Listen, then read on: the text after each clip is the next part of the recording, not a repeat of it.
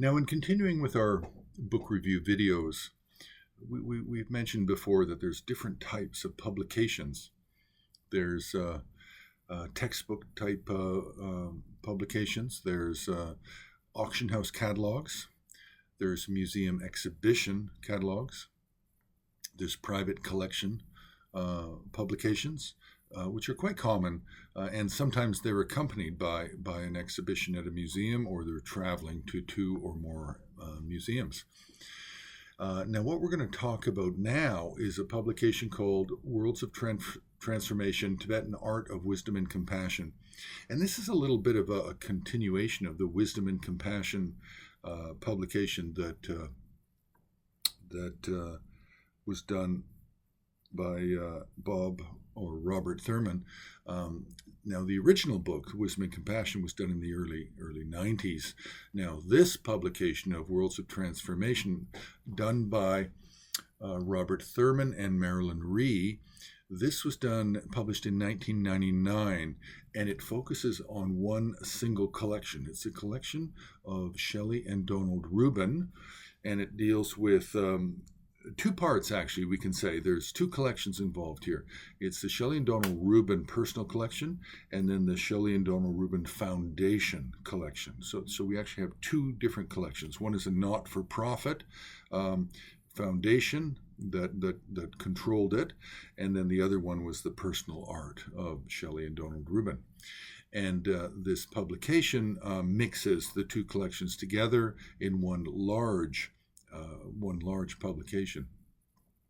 So Robert Thurman, he was a major organizer for the publication, and he structured it and talks a lot about the iconography and the religious context, whereas Marylin Rhie, who is an art historian, she talks about the styles and the period, the dating of works.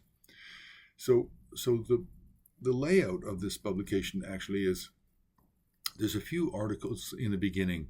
There's Worlds of Transformation by Robert Thurman. Then Tibetan Painting Styles, Sources, and Schools, and this is by Marylin Rhie, and it's well worth reading. This is really quite good. It's nice to hear from people who are trained art historians. It can be refreshing, and they can present things in a way that can be often it can be understood, especially from a Western point of view of the study and theory of art history. Then we have an article by David Jackson, and that's some Karma Kagyu paintings in the Rubin collections. Then we have Worlds of Transformation catalog. So this is the main part of the book, and Robert Thurman's laid it out as the Tibetan world history as sacred icon, and then he has it broken up into 5 sections of Shakyamuni, life and lives, the elders, the Staviras, who we sometimes call Arhats, in China Lohan. Then we have the Bodhisattvas, then followed by Indian philosophers and great adepts, and concluding with historic, mythic, and celestial Dharma kings. So it's set up in a very much religious context way, and hierarchy of deities and individuals within Buddhism.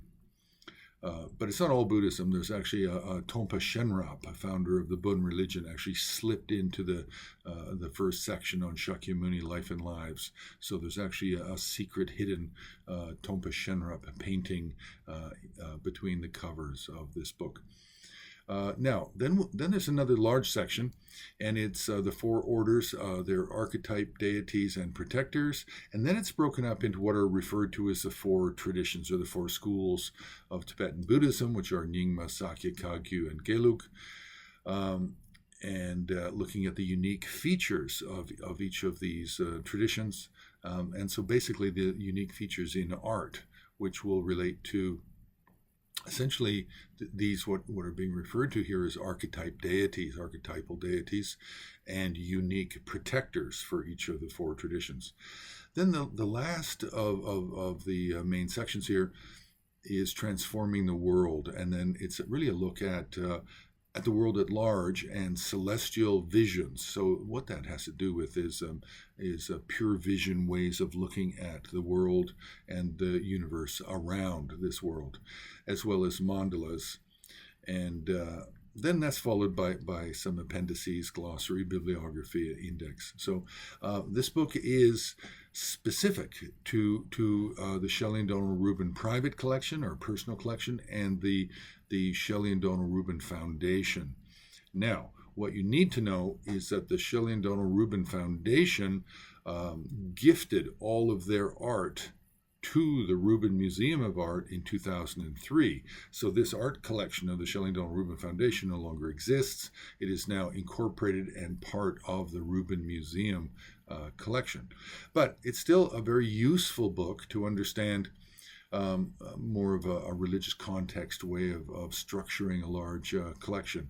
Now, it's also worth noting that all of the art here is painting. I don't know that there's any sculpture really at all. Back in at this time period, Shelley and Donald Rubin primarily collected painting and not so much three-dimensional objects or sculpture.